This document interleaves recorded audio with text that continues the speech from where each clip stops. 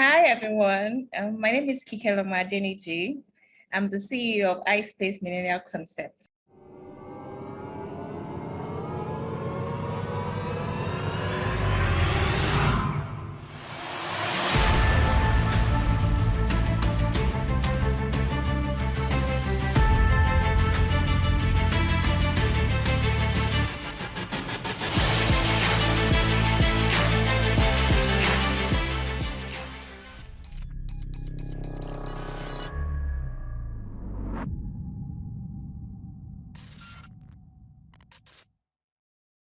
Hey, it's Kellen, and today on Diversified Game, all the way from Nigeria, the Super Eagles. By the time you guys see this, Cameroon will probably have beaten Nigeria in the African Nations Cup, but we'll see. We'll see. I have blood on both sides running through my vein. But I have the Ice Queen, and that is how I am referring to her because, man, I can see it. This might be your next big influencer in Hollywood. Pay attention. Hollywood, pay attention. But yes, Ice Queen, welcome to the show. Thank you. Tell me, what has a stay-at-home mom say, I want to get into ice of all things? Like ice, things that we all love, but do we even, know how to maintain it, filter it, and all that stuff? Tell the people, and I saw and read your story on how we made it in Africa.com, so they can go check you out there too. But let people know, like, why ice? Okay. I think for the country that I come from, Nigeria, I realized that we love to have parties. And apart from that, our weather is very hot. So starting an ice cube business, what really prompted it was the health aspect. My husband and his friends, his business partners, they keep, going out, and probably they go to a club or a restaurant and they have a drink or a cocktail. Then they come back home and the next time, they're having sore throats, something is wrong for them. And so we realized that, okay, in this part of the world, in this country, people producing ice cubes are really not producing edible ice cubes enough in the health aspect. So what we found out was that a whole lot of people initially were just bothered about, they needed a cold drink, or they needed to chill their drink, they needed ice cube to mix with their liquor, but they were not really particular about the health aspect. And so we decided that, okay, I think it's time for us to introduce another aspect of ice cube and produce edible ones that is safe for consumption. So that was how we got the idea from. Okay, so you were basically just tired of your husband and his friends coming home sick and saying, okay, you're not drinking too much. It's the ice that is doing it. Yeah, so for example, in the house, you're taking bottled water, you're very conscious of what you take. You're taking bottled water and everything, and then you go out and you're back with sore throats, you're back with typhoid, you're back with diarrhea, and you're like, okay, what's happening? Okay, now I want to get into that because, I have a lot of entrepreneurs come here. We have a good people from, the continent. And a lot of times, the single women will say, I'm single because if I had a husband, he might not want me to have an empire like this. He might try to stop me because I might make too much money for him and have to go into these meetings. Talk about how it's been being a married Nigerian African woman doing this business, having success, and how it's impacted you and the family. I'm going to start by saying I give God the glory. I think he gave me a partner. I've been married for 7 years now. So he gave me a partner that always wants the best out of me. He's always pushing me. Married to my husband is like married to Bill Gates because he's always trying to push you to be an independent woman. He wants you to be financially illiterate. He wants you to have your own empire. So he's not the kind of husband that would pull you back and tell you, yes, when I was having my kids, I had to stay home for a while, to take care of the kids and everything. And after the kids are grown up now, my husband was like, okay, it's time for you to go out. What do you want to do? So he's been very supportive, especially in this part of the country and in Africa, especially when African women, it's like your husband is the head of the house, yes, which is normal. But I know that we see a lot of people that they're always having issues between the husband and wife. Oh, the wife is trying to do this and the wife is trying to do that and blah blah blah. That's not mine. My story is very different. My husband has been very supportive. In fact, this business last December was really, I was not really at home. I was like, I think in 24 hours, I was spending like maybe 5 hours or 4 hours in the house. I was always in the factory, and it was very understanding. It was supportive. I didn't even cook for the whole month, and it was okay with it. So I would say I'm blessed. Someone just said abomination. Nigerian woman, African woman didn't cook for a whole month. I said it for you. I heard you. No, I'm mad. I'm joking with you. I want to let's brag on your husband real quick, because he seems like he's a modern man and wants the best for you. And I will tell all the men who are saying, see, I just can't have that in my house. What happens to you when you leave? Have we not seen enough Nollywood movies to say if your woman isn't taken care of, how your family could suffer if she doesn't have something to do? So, props to him on that. Do you think that is something that is rare, or do you think that in his age bracket and that the younger guys are just, they understand where their uncles and fathers, where they were and why that might not be the best step for their family, for, not just their lives, but even for their kids' lives and their grandkids' lives? Is this something of this new attitude unique? Or do you see other men taking that as well? I think this generation our eyes are opened.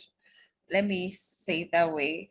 I don't think it's rare, because I have lots of friends that are actually doing well in whatever field they find themselves, career, business, and they've had supportive husband also.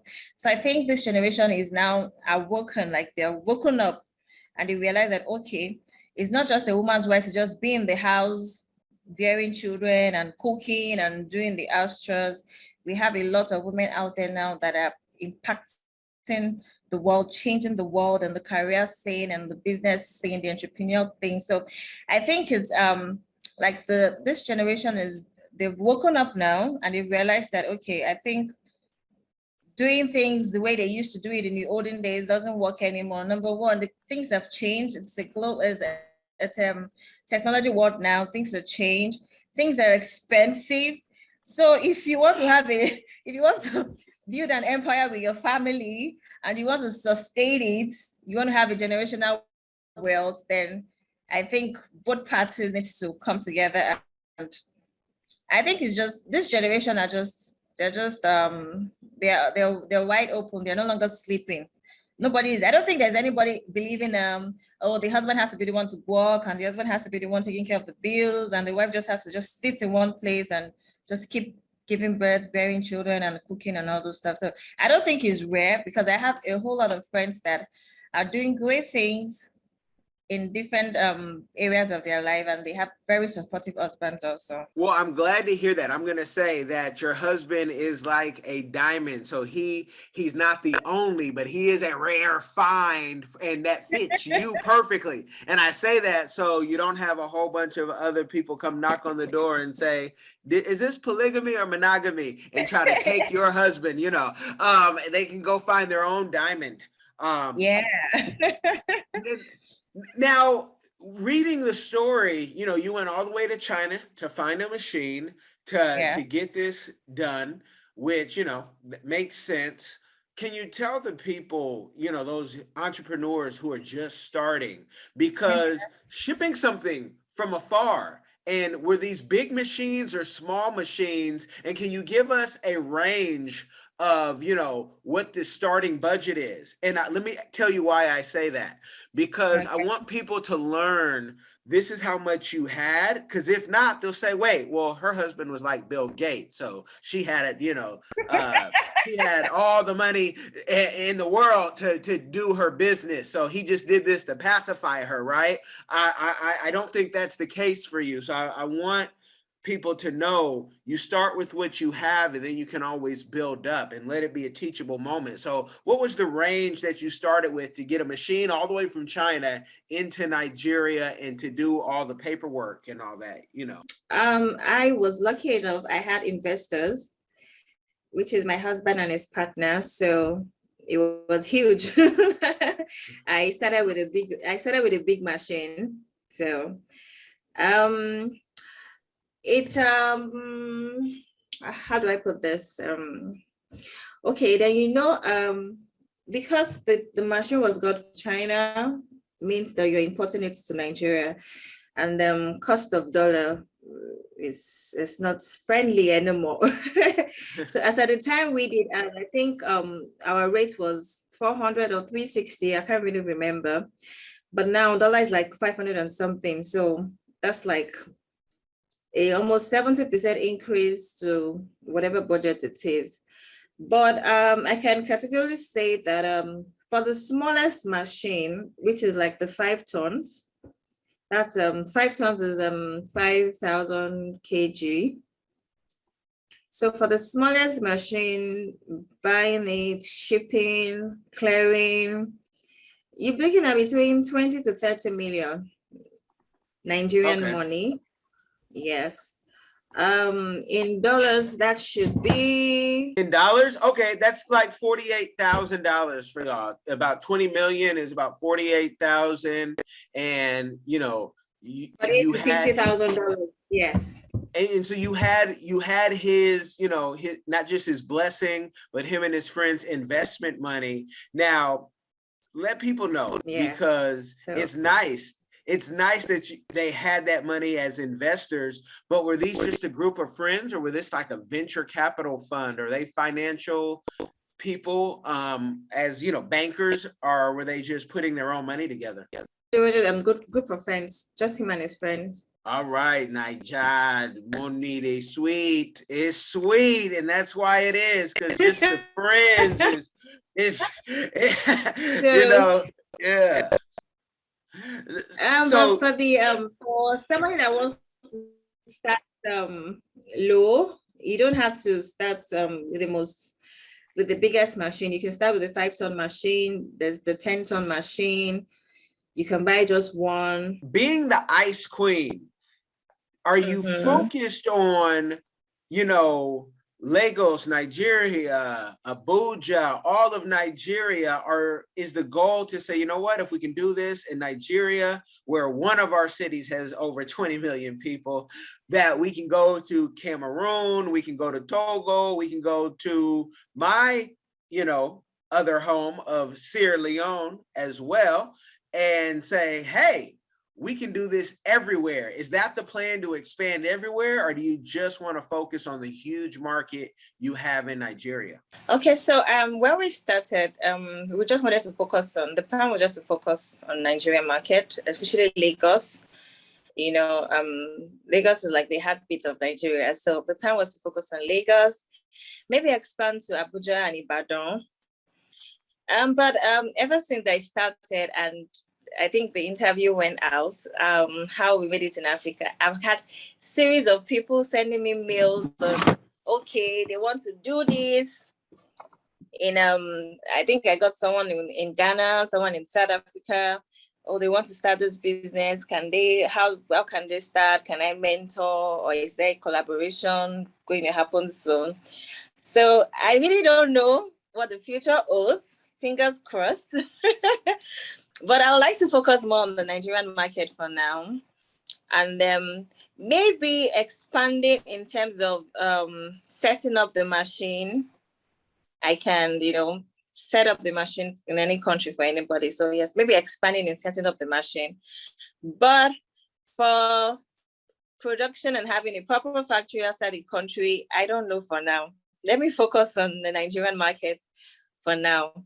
But for setting up the machines, installation, yes, I'm open to other countries. Now, to me, it seems like, if people are asking all the way in South Africa, they want you to be, their coach, and then almost like you have a business in a box where they sign up, you coach them, you tell them, okay, we're going to show you who our suppliers are, how we did it, and whether they pay a lot up front or, oh, I like this, they pay what they can, because our people always, oh, I don't have all the money that you asked for. Okay, that's fine.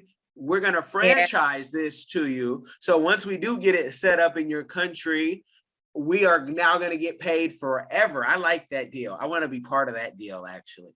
I want that. I want a piece of that. Let me call my guy Diallo. We want that. I'm like the sales agents for the China company here. So anybody that wants to get the machine here in Nigeria, they go through me, and my team and I will install it for them. So yeah, we can do that. I love it. I love it. Now, yeah. Now, ice, is needed. People think of it, okay, parties, clubs, but hospitals need ice. Patients need ice. Have you been able to tap into that market? Have the hospitals come and said, we need the ice queen? How has that been? Okay, so part of our target market when we started was to reach out to especially pharmaceutical companies, because we know that a lot of pharmaceutical companies, they needed the ice to store some drugs, some injections, some vaccines. So we are aware. But the thing is that we are in talks with some companies, but we are still waiting on our NAFDAC number. So there's a body in Nigeria, NAFDAC. You need to have the number, so they need to certify you, and then you'll be able to sell to pharmaceutical companies and hospitals. So that's we're just waiting for right now. We've gone through the diligence process. They've come to the factory for inspections and everything. So once our NAFDAC number is out, we can fully go into the pharmaceutical companies and the hospitals, the labs and all sort of things like that. Yeah. So it's not just the party people that need ice, in the health sector also, they also need ice cubes. Can you explain to the people how, you have the ice, what is needed? You guys also have your own trucks that deliver, or do people come with their own trucks and pick it up and pay you there? Because I can hear somebody right now in Cameroon say, yes, of course that works in Nigeria, but in Cameroon that could never work. And it's like, why could it not work? It's right across the border. Cameroon gives much food to Nigeria. So why could it not work? How does the trucks and, the ice not melting from one location to another, especially the further out you go, how does that work? Okay, so, for ice, and especially in Nigeria, we have a very hot weather. So if the sun is really scorching. So if you're not careful enough, you have the ice melting. So what we did was that instead of getting, you could get a cooling van for your deliveries. So, but what we did instead of getting a cooling van is we have our own delivery vans. We have two vans, two big bus right now. So what we do is that whenever we have deliveries, most of our deliveries, especially when we have deliveries to the clubs, the restaurants, the lounges, they won't come to your factory to pick up the ice. So you have to deliver it to them in their location. So what we do is that we got this set of coolers. They're called igloo coolers from America. So these coolers can preserve the ice for 5 days. No kiddings, for 5 days. Nice. They can preserve the ice for 5 days. So what we do is that when we have orders, we produce them, we put them in the coolers, and we put them in the bus. So the ice are actually inside the cooler during transit. And so even if it takes 2 hours to get to the destination because of traffic, or 3 hours or so, the ice is still intact. It's still chilled, it's still intact. It doesn't melt. So you can either for the cooling van, if you have the money, or you can, go for the coolers, which we did. Okay, and the igloo coolers, is that also, it sounds like the hospitals, when we see them bring in hearts, whatnot, it's they're very portable, correct? Yes, yes. They have Yeah. the rolling one with the wheels, and they have the bigger ones that you can carry. Yes. Okay, I know exactly what those are. So I got you. That's awesome that it preserves it for that long. Now, with the success of your business, and I can already tell the best is yet to come because this is all fresh ice. What is a community? Yeah, what's a community give back that you are doing or that you plan on doing in the future? I'm actually giving right now because I'm giving everybody safe ice to consume. So I'm actually giving to the community. I'm actually giving to the community. Yes, I'm giving safe ice. You're sure that, okay, the ice you're consuming is safe and there's no health implication. But I haven't really thought about that yet. But I love to give, so I'm sure something would come up very soon. Okay, and I have to ask that, and we have to make it clear because somebody will say, "Hold on, I heard you were giving this product away. Is it not free?" No, it takes money. Over 48,000 just to get it started. If you're in the U.S. or going off dollars. Now, is this business something that you've been able to get your Peking, your children involved in? Have they been able to, play a hand in the ice game and see how it works? Oh yes, they come. They come to the when they're on halls. They come to this factory with me. Weekends we are there together. They see how the ice is produced. They look at how, because we have a cold room in the factory. So once we produce the ice, we store it in the cold room, which preserve it also till when, so that when customers come. That's why we have our slogan, which says there's ice 24/7. So even if you want ice at 2 a.m. in the midnight, if you can come and pick it up, there's always ice. So yes, my kids have been able to come to the factory. They love the ice. In fact, mommy, we want ice. Mommy, we want ice. And sometimes they say, Mommy, we need to do Chapman cocktail. We want to do Chapman. They bring out the ice and everything. So yeah, they are in their little way. Yes, it all starts, just a little bit. Now, with being an entrepreneur, you are a stay-at-home mother, but that in itself is, it has plenty to do and responsibility. How have you, settled your home? Because a lot of women, especially, they say, okay, my husband's, he's good. He's good to go. He's going to let me live my dream.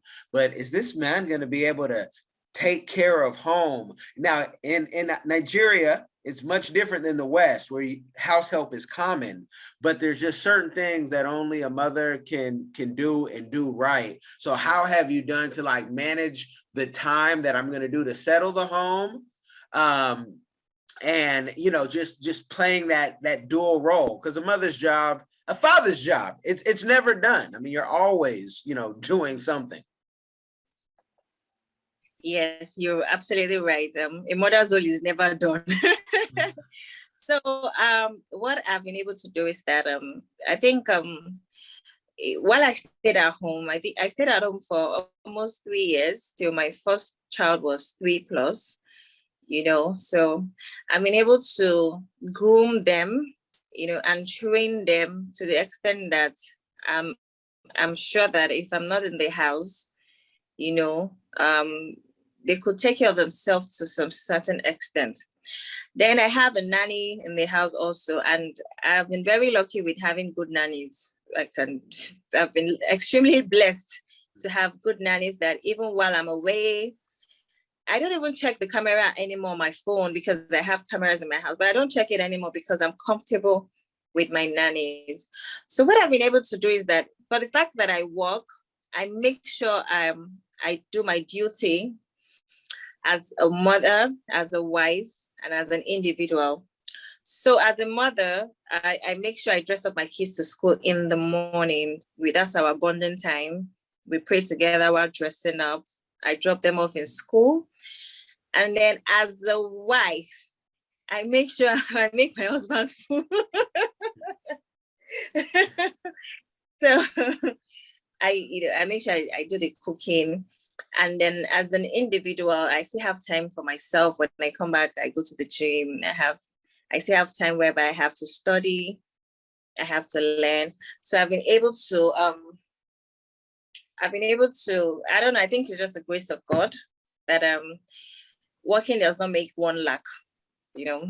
I've been able to settle into the different roles adequately. No, that's good. It's good. And, that might be a book in itself, because so many people struggle with that. And when I hear it, I say, my, but, business can move very fast, and business can move fast in either direction. Outside. So sorry, especially when you realize that if you have good, competent team in your business. So my staffs are incredible. They are wonderful. They made the job easy for me. Sometimes I don't even have to be there. All I just need to do is call and make sure things are okay, and they do exceptionally well. So having a wonderful team on your side that understand the vision and the goals of the business or the company or whatever you're doing actually helps also. What criteria did you do to find your team? So often, I don't know if you hear this being in Nigeria, but I'll tell you, I know many Nigerians, especially in that Houston area. I almost want to say a name, but I won't call you out this time, but they'll say you can't trust anybody in Nigeria to do the business. You have to be there, or when you get there, these people don't understand. And it's like, hold on, maybe you haven't trained them properly. Maybe it's a flaw on the leader and not necessarily the people, because you got to hire and pay who you wanted to pay. You have to take some extreme ownership. So what criteria did you have when you got your team, and let the people know how big the team is? Okay, so we're not so big. It's a small team, but they are small and mighty. That's what I'll say. Okay, so I think first of all, I'm a God's baby. I'm going to start by that. So in whatever I do, I always hand it over to God. He's always directing my footsteps. So yes, it was one of the prayers that I prayed to have a good team. And then most of my teams were recommended from the other partner. So most of them were recommended, and based on the fact that, okay, this is the person that recommended them, there was a bit of trust there.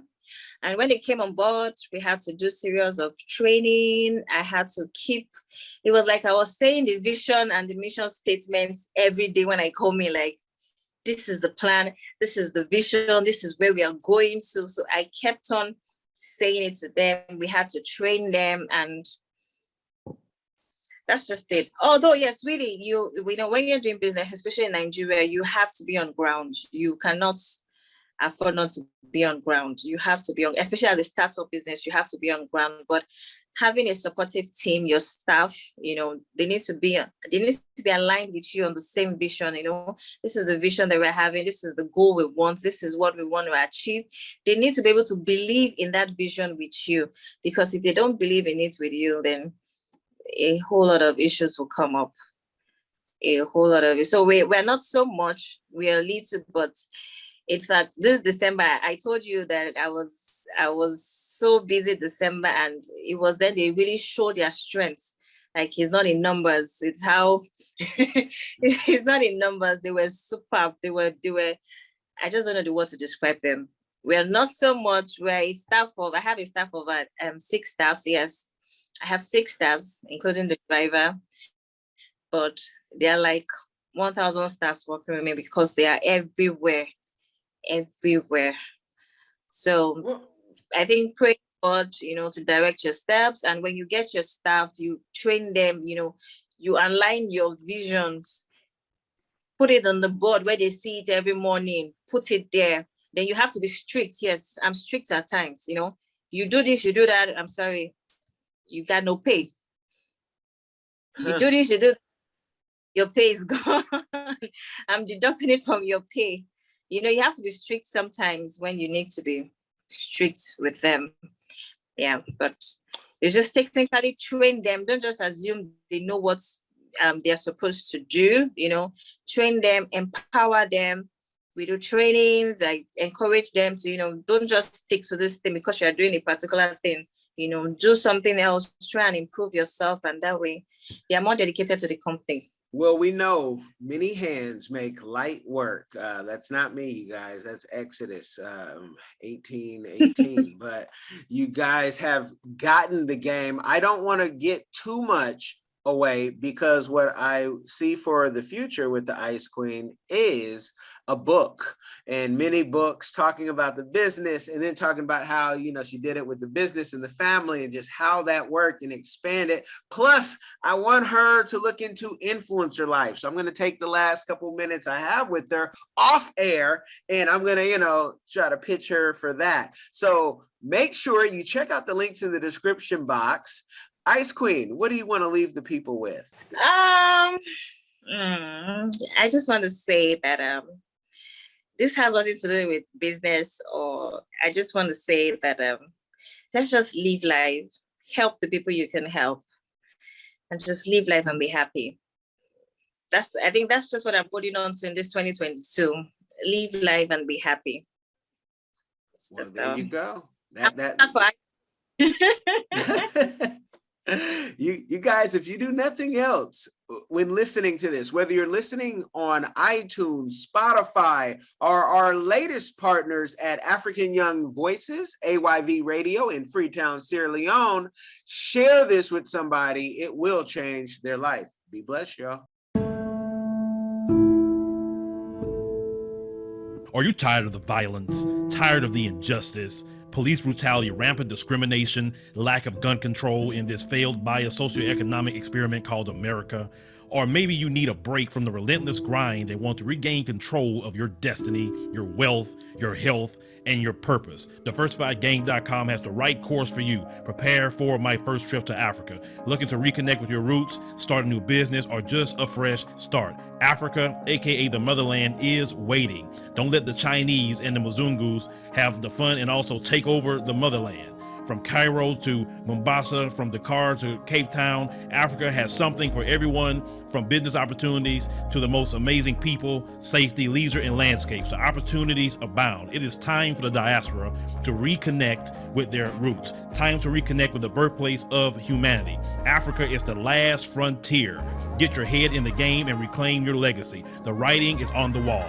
Babylon is falling. Give up the stress, grind, and violence inflicted on our people on this continent and prepare for a journey of restoration and joy by connecting with the land of your ancestors. Check out our new course and kick off your adventure at diversifiedgame.com.